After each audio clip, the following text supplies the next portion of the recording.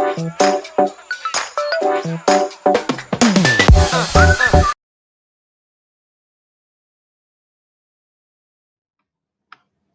right, so now we're at module 3. All right, Marika, module 3, question 5 on question 6. We're going to move a little bit quicker. So see if we can finish in the next by 8:30. All right, because we need to finish this paper. Starting to feel a little hungry.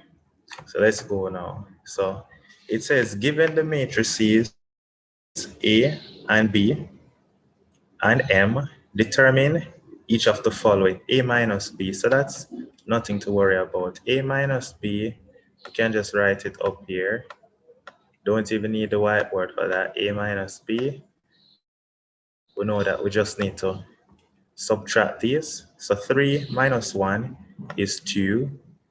1 minus minus 1 is also 2.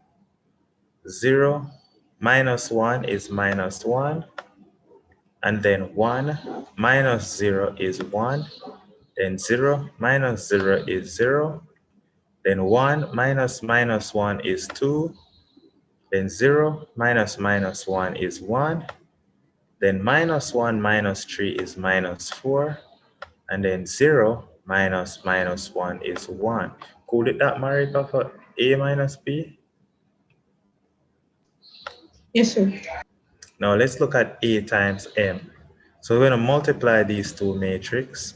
So I'm going to write them out back on the whiteboard so we can multiply them really quickly. Dum, dum, dum. A times M. So to multiply the matrix A times M, we'll write out what the matrix A is, which was 3, 1, 0. And this is 1, 0, 1, 1, 0, 1. 1, 0, 1. And then this is, of course, 0 minus 1, 0. And it is being multiplied by the matrix M. And the matrix M is 1, 0, 1, 0, 0 minus 3. So 1, 0, 1, 0, 0 minus 3.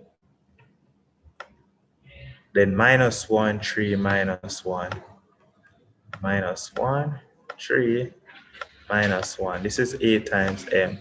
So to multiply them, Marika, we know we'll go row by column, row by column. I'm just going to do it in one step. Row by column, 3 times 1 is 3, 1 times 0 is 0, 0 times minus 1, that's 3. Good. Row by column, 0, row, this time is 0, 0, 0. Wait, 0, 3 times 0, 1 times 0, 0 times 3, that's 0. Row by column, 3 times 1 is 3, 1 times minus 3 is minus 3, 0 times minus 1, that's also 0. I think I get the idea already. Row by column, that is 1, 0, minus 1. 1 minus 1 is 0. I think this is going to be 3. Let's see, row by column, 1, 0, 0, 3. Yep, this is going to be 3. So this is going to be 0. You get the picture of what type of matrix it is, right? 1, 0, minus 1, 0. Tell me what you think this and this is going to be. 0, 0, 3. 0, 0, 3, exactly. We catch a picture. So A times M is 3 times I. Good. All right, so in other words, we say that A times M is 3I, if you want to write it that way. All right, so A times M, so that's 3 times I. It says, hence deduce from IB the inverse of A. Yep, I know said that them the ask next, because that was so obvious. A times M is 3I.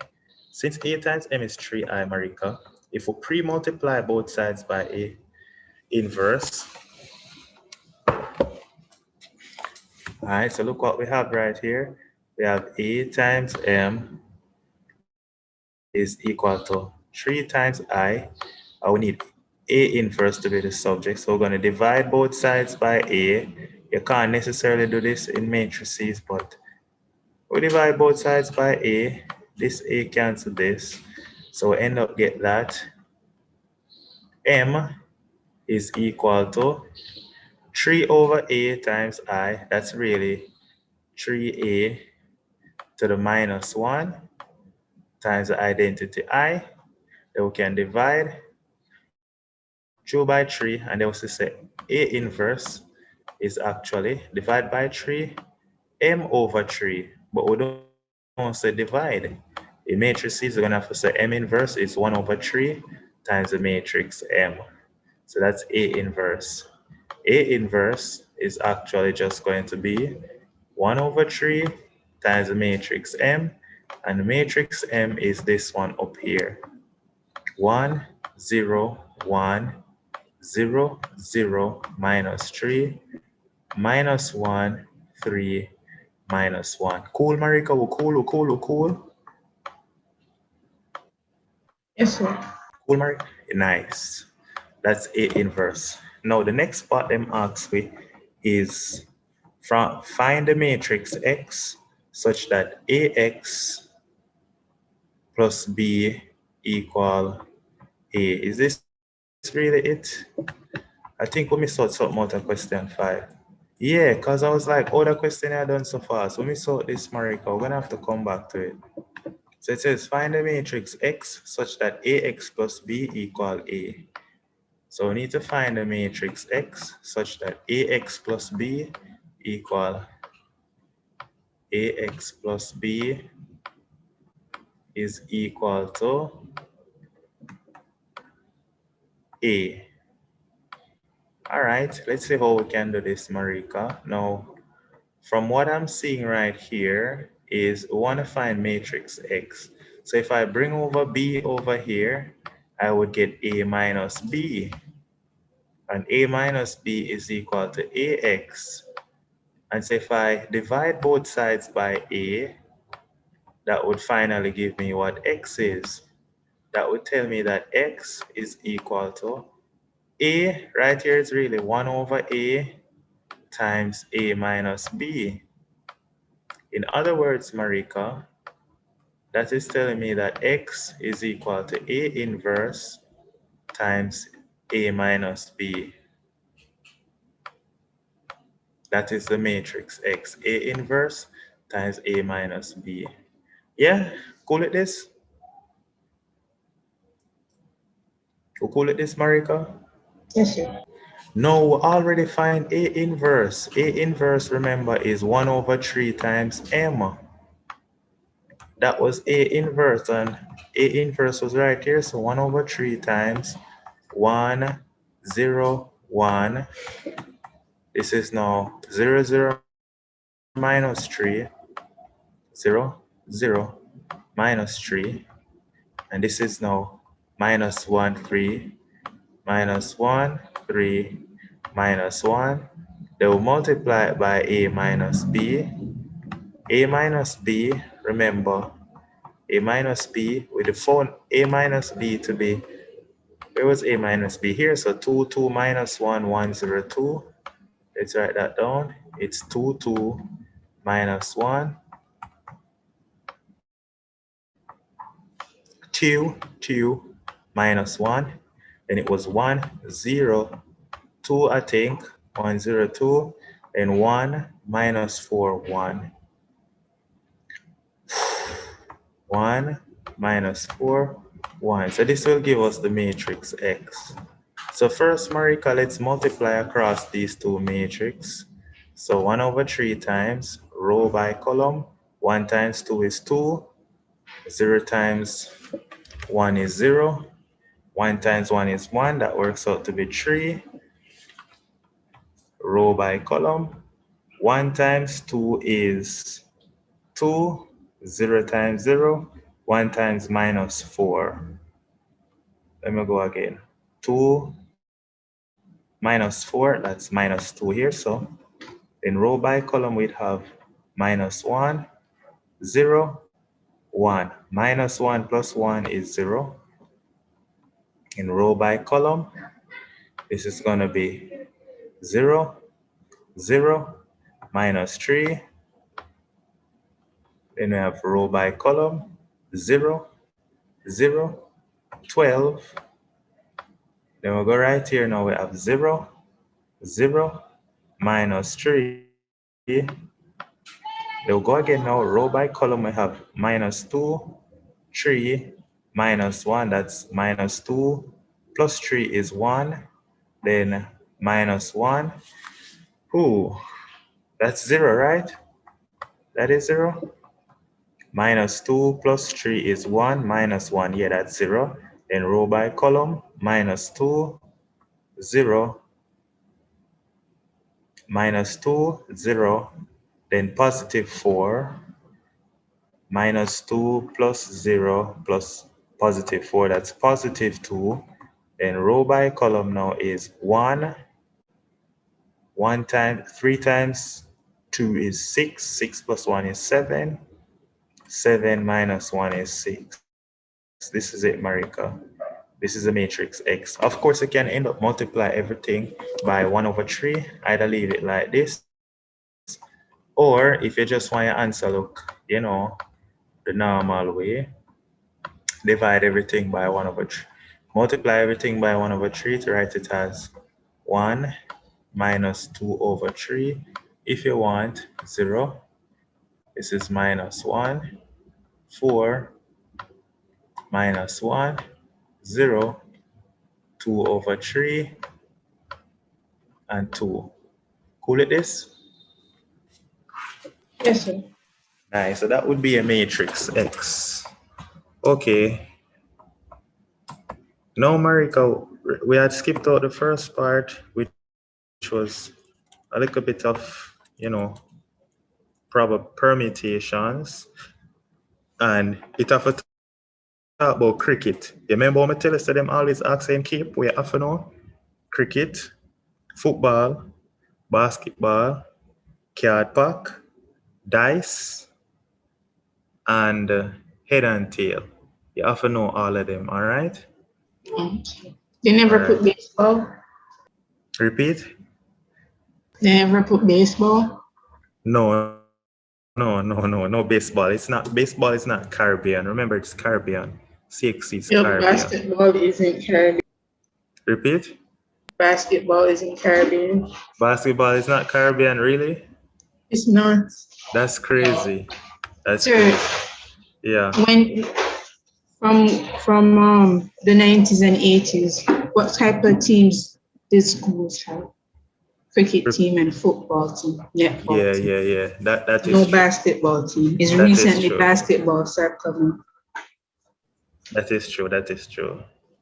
All right. Yeah. Well, no problem. So it tells us that a cricket selection committee of 4 members is chosen from 5 former batsmen and 3 former bowlers. And it says, in how many ways can this committee be selected? If you choose 1 former batsman at least, or 1 batsman and 1 bowler. Let's copy this question. All right, it's just words. I hope it come out proper now, because it's just words. Why am I you problem with word?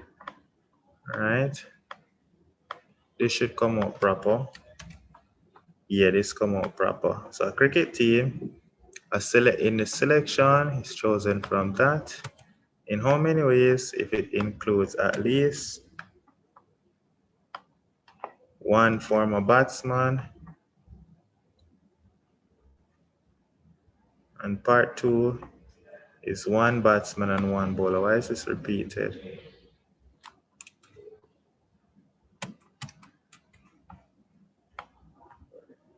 Part 1 is 8 marks. Next one is 3. So let's look at this now, Marika. This is 8 marks and this is 3. So look at this, Marika. We need to choose 4 person. We need to choose 4 person, and we need to choose from 5 former batsmen and 3 former bowler. How many ways can we choose at least 1 former batsman? Now, Marika, if we're choosing at least 1 former batsman, there are 2 ways you can do this. So I'm going to write method 1 and method 2. Method 1, Marika, is find the total ways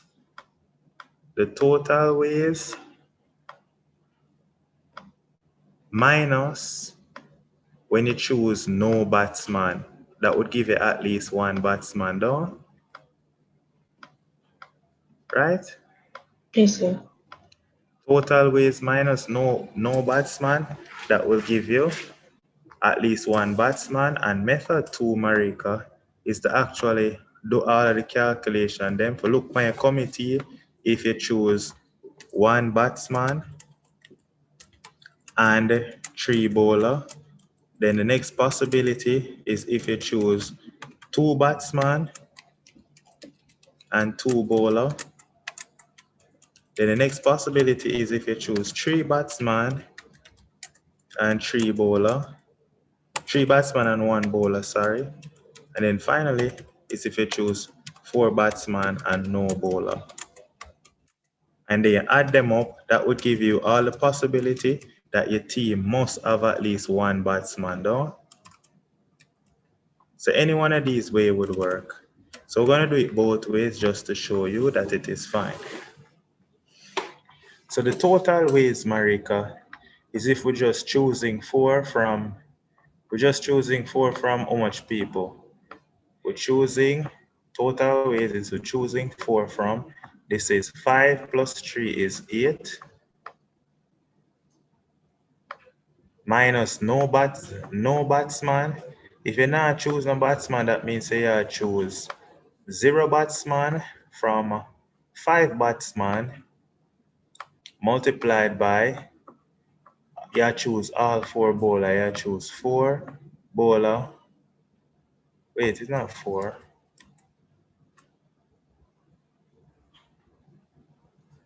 Oh, this method actually can't work, Marika.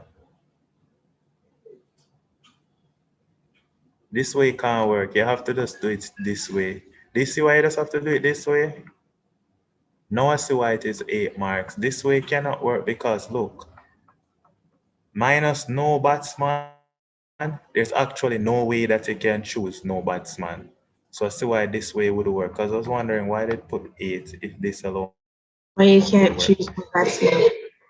Look why you cannot choose no batsman. Because if you're not choosing any batsman, that meaning you're choosing a committee of all bowlers. But there's no possibility of choosing a committee of all bowlers. Because look, there's only 3 bowler Marika. So if you put 3 here, so you still need one more person on the committee, don't? Yes. So it's still incomplete. So method 1 don't work. All right, so I'm really happy I did write down this to show you that in this case, it wouldn't work. So it's only one way we're gonna have to do it.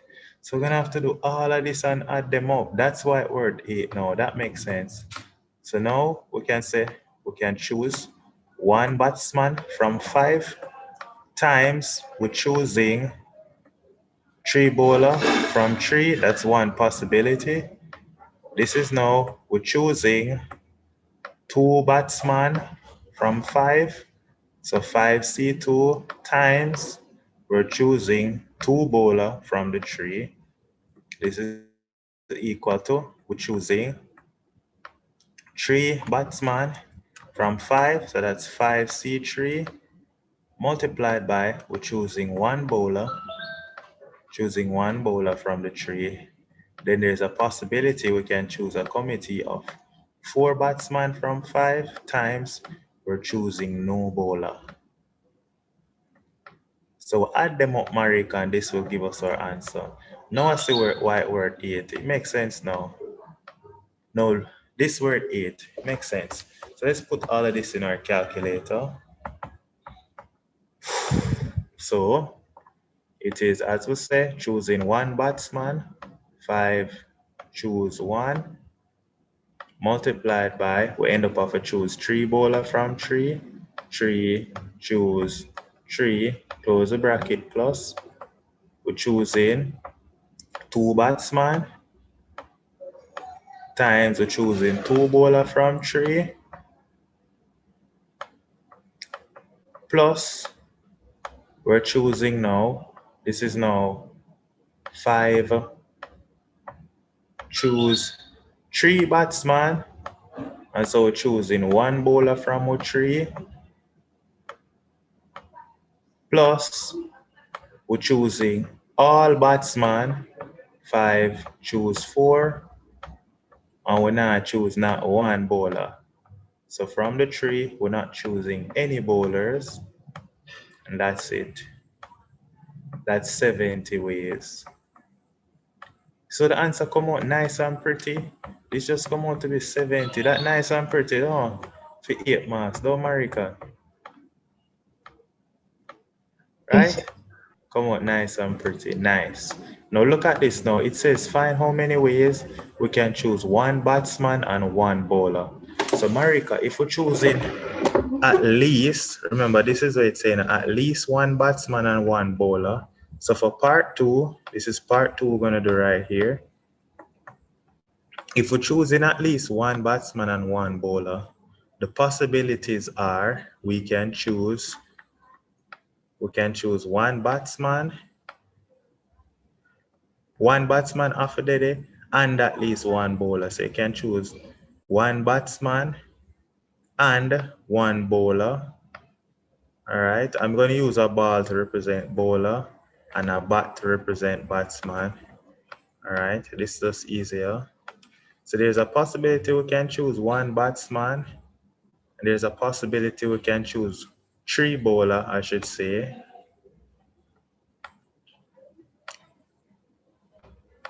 That would be our full 4 committee, but it still satisfies this criteria.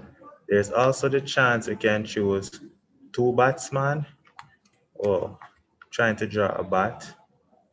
We can choose 2 batsmen, and we can choose 2 bowler. This ball represent bowler. We can also choose 3 batsmen, and we can choose 3 bowler. Now these are all the possibilities that not 3 bowler, 1 bowler. It's 4 persons on the committee. All right. I'm just getting a little hungry, that's why. So 1 batsman, 3 bowler, that's 4 person on the committee. 2 batsman, 2 bowler, 4 person on the committee. 3 batsman, 1 bowler, still 4 person on the committee with 1 batsman and 1 bowler.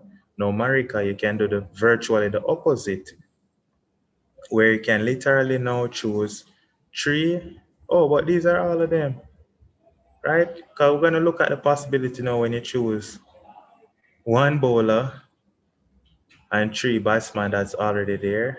2 bowler and 3 batsman, that's already there. 1 batsman, 3 bowler, already there. So this is all the possibility that you choose a batsman and a bowler upon the team. That makes sense?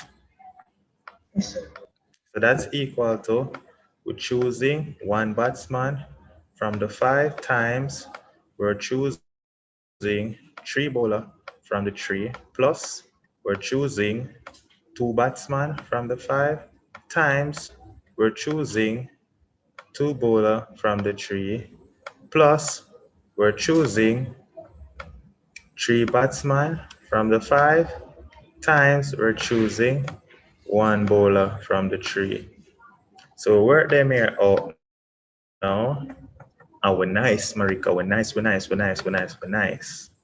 So 5 choosing. Why not giving me choose? Come on now. Choosing 3 batsmen and 1 bowler. Choosing 3 batsmen and 1 bowler plus choosing 2 batsmen and 2 bowler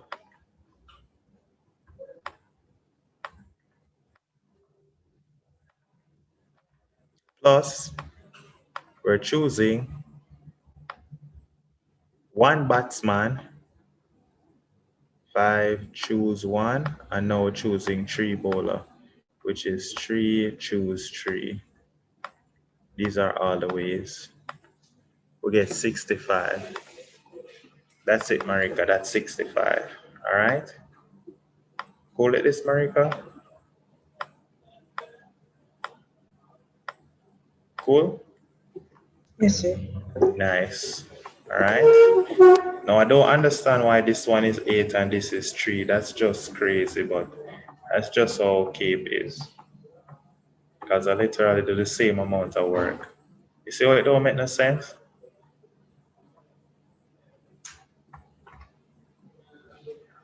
All right. So now, Marika, will add question 6. Now, complex number will be the first question on the paper. So don't watch them time you used today in module 3. So this is the last question on the paper. It says, express this complex number in the form lambda times 1 minus I. That's fairly easy. So let's write it out. We have 2 minus 3I over 5 minus I. 2 minus 3I over 5 minus I. So now we multiply these now. So what we're going to do now, Marika, is to multiply by 2 plus 3I. Sorry, we multiply by 5 plus I, the conjugate of the denominator, 5 plus I over 5 plus I. That's what we're going to multiply by. Multiplying by the conjugate, Marika, as we can see, multiplying across the numerator, 2 times 5 will give us 10. 2 times I will give us plus 2I. Then we have minus 3 times 5 is minus 15I. And then minus 3I times I is minus 3I squared. Then in the denominator, we're going to have the difference of 2 squared, which becomes 5 squared minus I squared. So it's actually 25 minus I squared. This works out now to be minus I squared is, it becomes positive 1. So this is now positive 3 plus 10 is 13. So we get 13. Then we have 2 minus 15 is 13I. So that's 13 minus 13I over 25 minus I squared. I squared is minus 1, so this becomes 26. Now, Marika, we can factor out 13 over 26. Factoring out 13 over 26, we have 1 minus I. So that's it. We'll put it in the form we want. 13 over 26 times 1 minus I. In other words, we can tell them that, see it here, lambda is actually 13 over 26. Or if you want to say half, you can say half. Lambda is 13 over 26. Oh, they wanted it in the next line. So you can tell them lambda work out to be a half. I'll put it in this form that they wanted. Next thing, they say verify that this is a real number and state its value. So we need to show that when we raise this to the 4th power, it's a real number. Now there are many ways I can do this. Shows it's a real number. So now, Marika, we're working out 2 minus 3i, 2 minus 3i over 5 minus I. And this is being raised to the 4th power. Now, if we're raising this to the 4th power, Marika, what we're working out is actually a half of 1 minus I. Half of 1 minus I. This is what we're working out raised to the 4th power. So, raise this to the 4th power now. What this works out to be is a half to the 4th power is 1 over 16 times in bracket 1 minus I to the 4th power. Now, Marika, 1 minus I to the 4th power, I can expand it out, but just because I'm probably short on energy, I'm going to do it this way. 1 minus I squared times 1 minus I squared. You cool if I do it this way? Cool it this way, Marika? Yes, sir. So this would work out to be 1 over 16 times. You see that 1 minus I squared, it's 1 minus 2I first term square plus twice the product of the 2 plus second term square. So then it is plus I square close that bracket, multiplied by the same 1 minus 2i plus I squared. Nice. But now, Marika, you see this now? 1 plus I squared. I squared, remember that I squared is negative 1.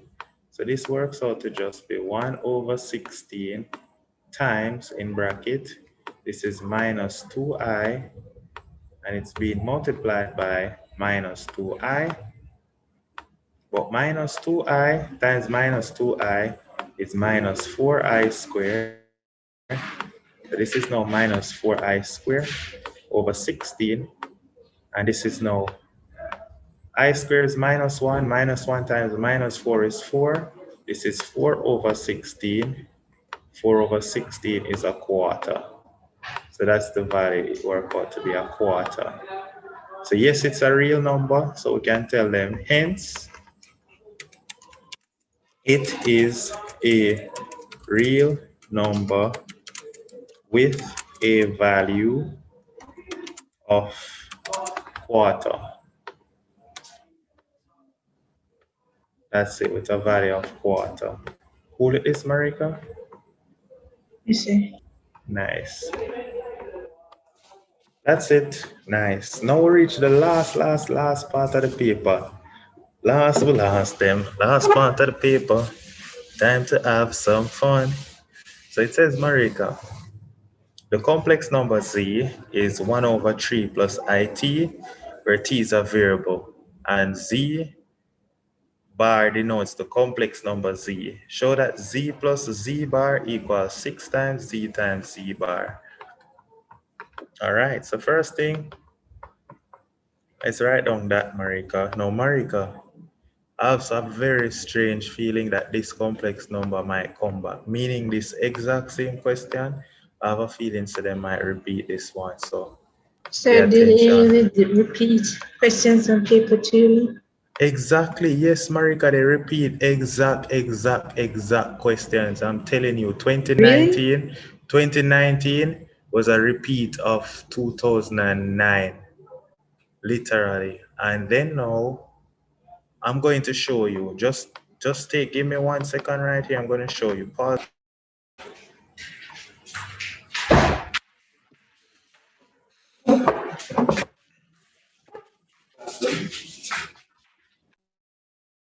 Yes, sir. All right. Let's wrap up this now because it's getting, a little bit late. So let's quickly go. So we have this complex number z is 1 over 3 plus I times t. And we want to show that z, this is what we want to show, z plus z bar. We want to show, so this is equal to 6 times z bar. This is what we want to show. All right. So now, this is what we want to show. What does z bar mean, Marika?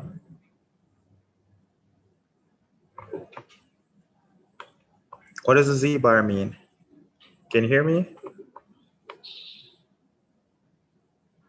Yes, sir. Yeah, what does the z bar mean? It means the opposite. It means conjugate. All right, always remember z bar means conjugate. You might say z star or you might say z bar means conjugate. So Marika, remember what is conjugate? If z is equal to a plus bi, then the conjugate is just like with SIRS, a minus bi, okay? Cool with that? Yes, sir. So you have to remember those things. So now we need to show that. But before we can show that, Marika, this is not in a form that is helpful to us.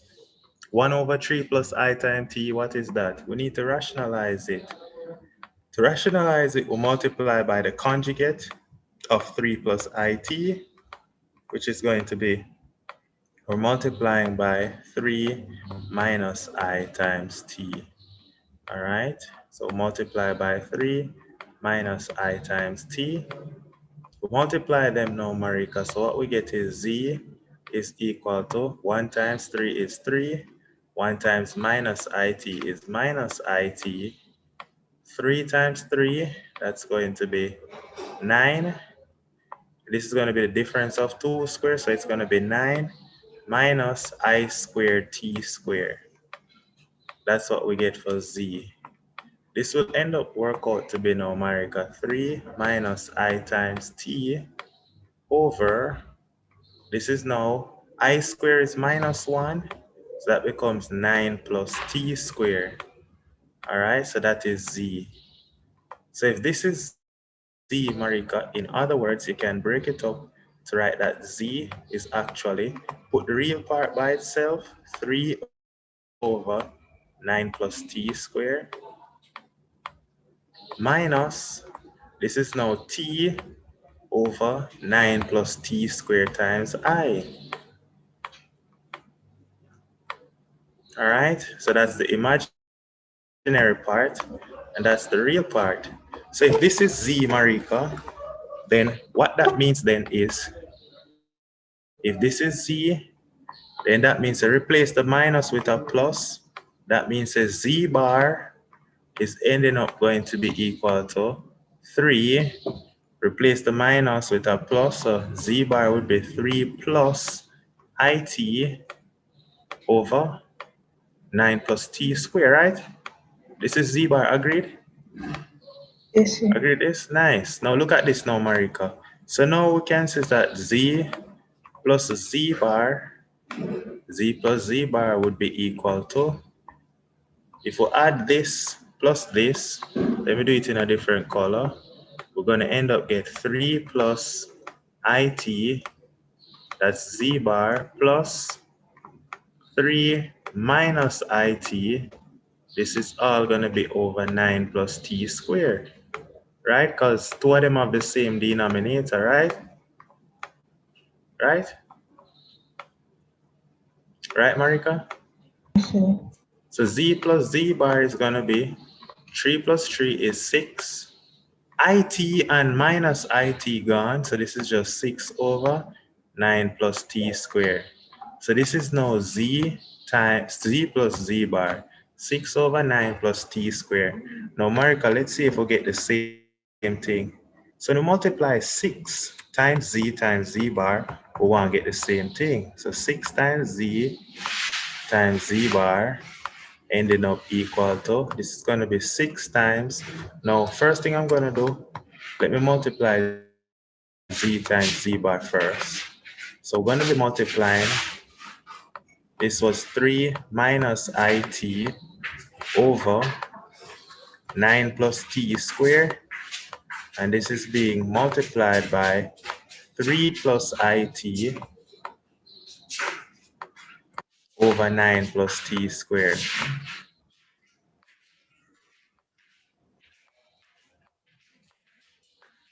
I know what you're saying, where that t squared come from, it's a mistake. Don't fix it, done.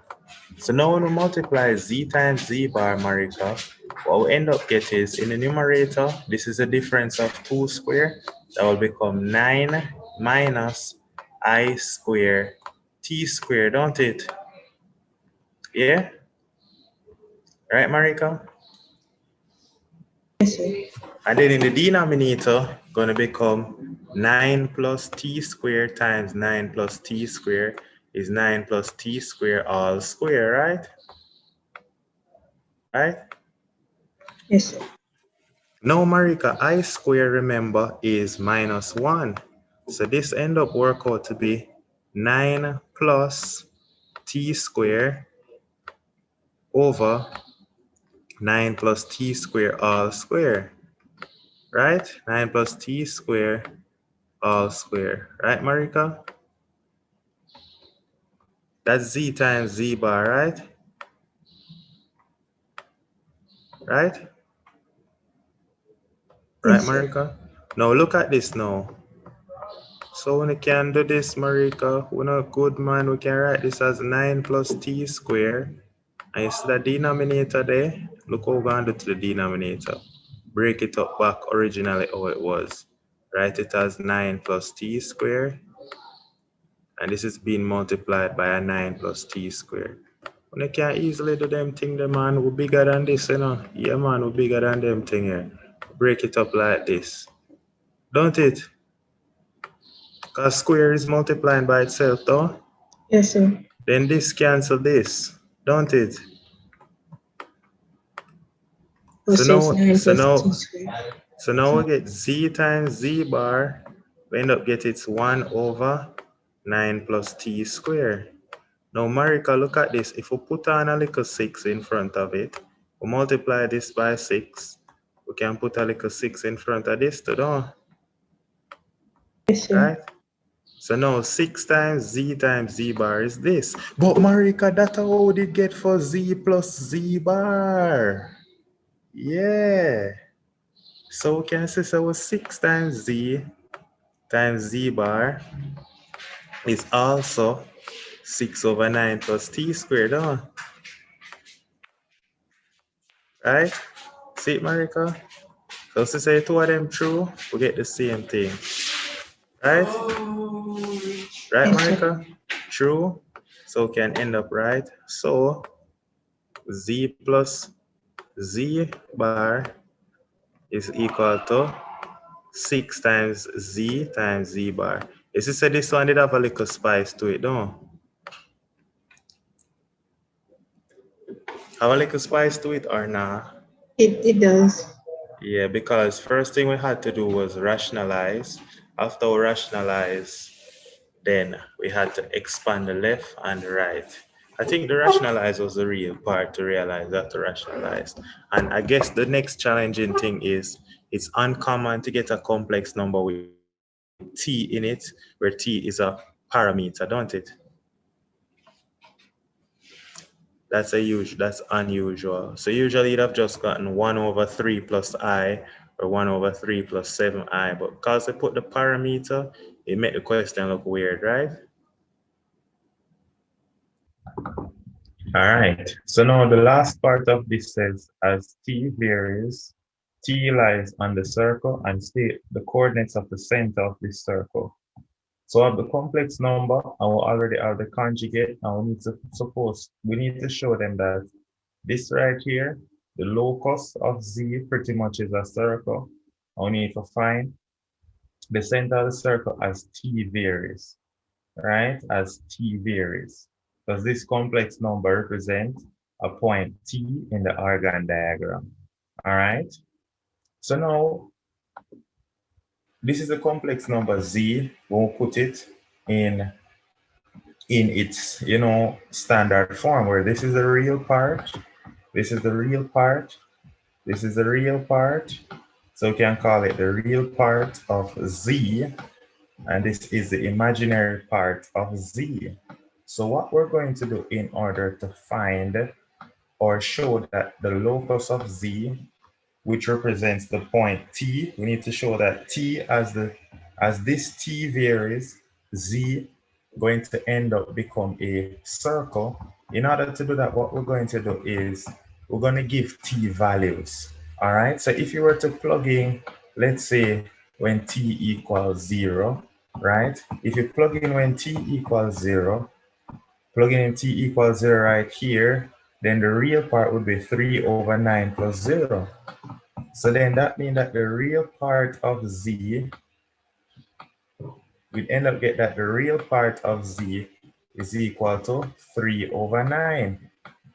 Or maybe many of us would prefer to write 3 over 9 as 0.33. So that's the real part of z, right? And if you were to find out what's the imaginary part of z, so plug in now t as 0 in the imaginary part, and what we get is 0 over 9 plus 0, which is 0. So get that the imaginary part of z is 0. Yeah?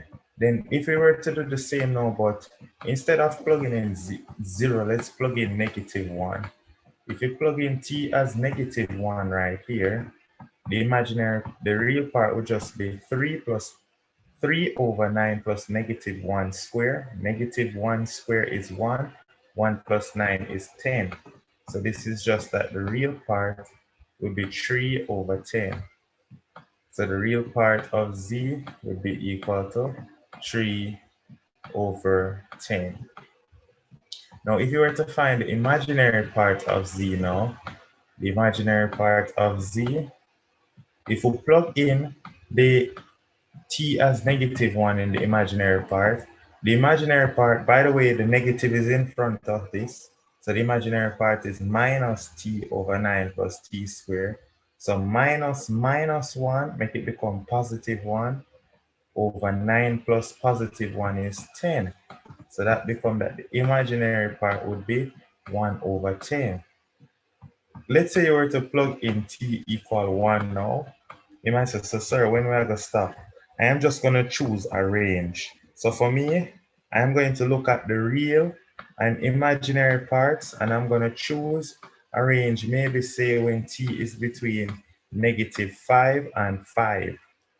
And I'm going to observe the real and imaginary parts to see if it's really behaving like a circle. So when t equal 1, and I go back here and plug in t as 1, I get 3 over 9 plus 1, that's 3 over 10. So the real part again work out to be 3 over 10. Notice when t equal 1 and t equal -1, the real part are the same, 3 over 10. But notice this, when t equal 1, I'll plug 1 in here, we're going to get 1 over 9 plus 1. But the minus here, so make it be negative. So notice when t is 1, the imaginary part is negative. So the imaginary part of z is -1 over 10 when t is 1. So notice that in a case like when t is 1, if you're to plot that point, like really and truly, if you plot this now, so far, what we have is when t is 0, the real part are 3 over 9, 0.33. So if this is your imaginary axis, and this is your real axis, then we'll notice when x value are 3 over 9, the y value is 0. So you plot this as a point.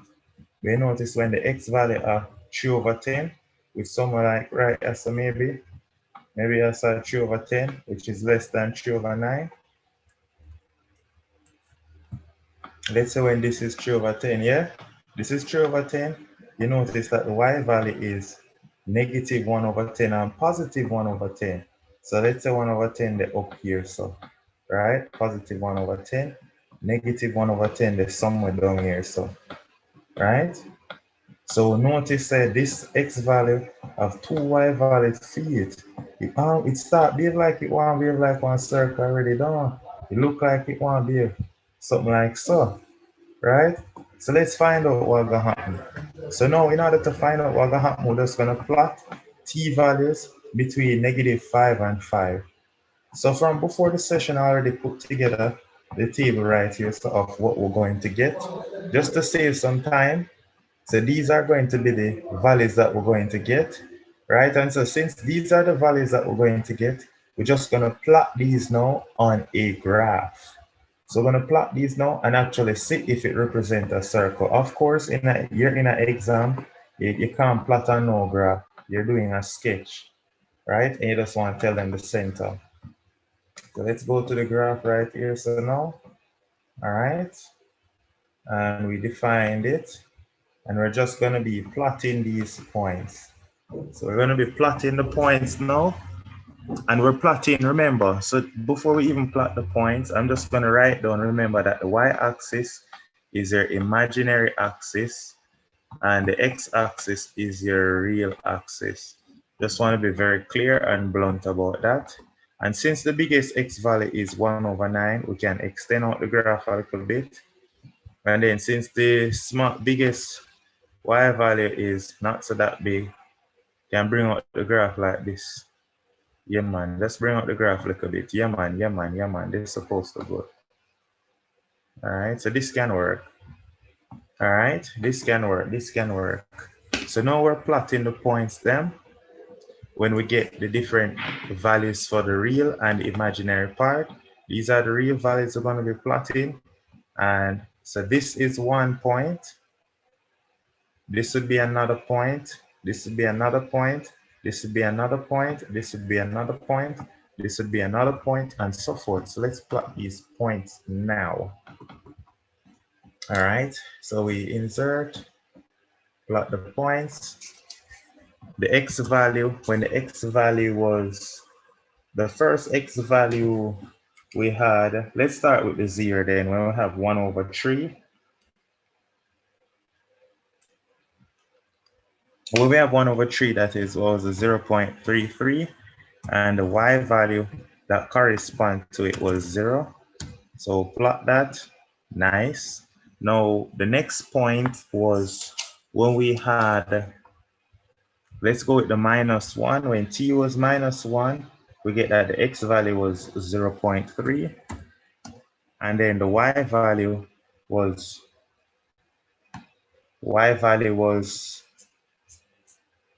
0.1. And then right there now we have also when it is 0.3 for x, we know that the y value is also negative 0.1. So we can plot that point. All right. Of course, you're doing a sketch, so you wouldn't have this luxury to use this right here. Then we have when t was -2 or +2, we got that real part was 3 over 13, which is 0.23. So we just want to plug in 0.23 for x, and then the corresponding y value is 2 over 13, which you know is 0.15. So plotting 0.153, 0.23, and we're also plotting 0.23 with negative 0.153. You can almost see the circle of form out. Yeah, man, we're almost the circle of form out. Yeah. And then now we're gonna plug in, when we did put in a -3, we'd end up get 3 over 18, and 3 over 18 is 0.167, and the y value was also 0.167. And then we can plot when it's 0.167, the y value was also negative 0.167. Plot that point. All right. And then with 4 now, 3 over 25 was the 0.12.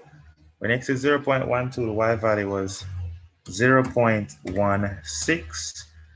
And the y value was also a negative 0.16. So 0.12 to negative 0.16.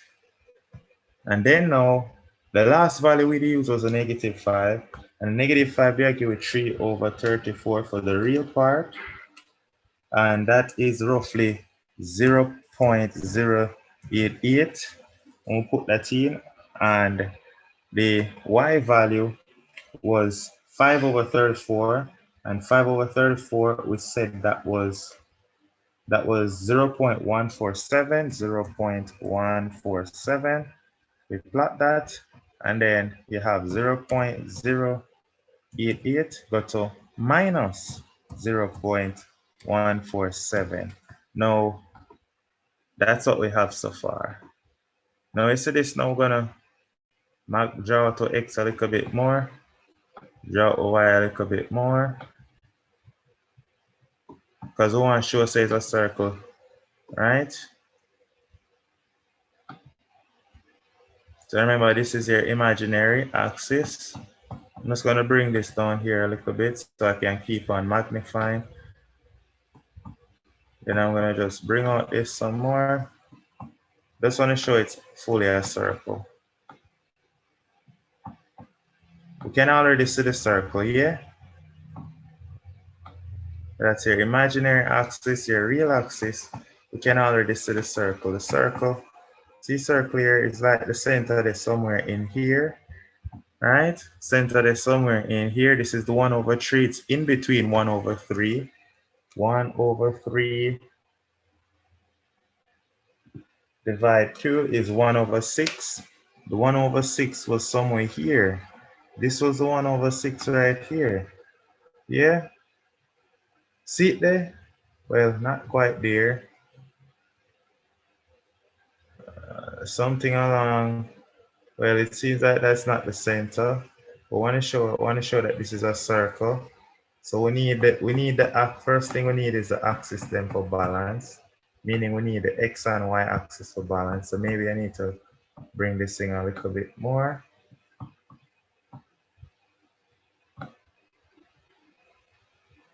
That's not going to make it balance.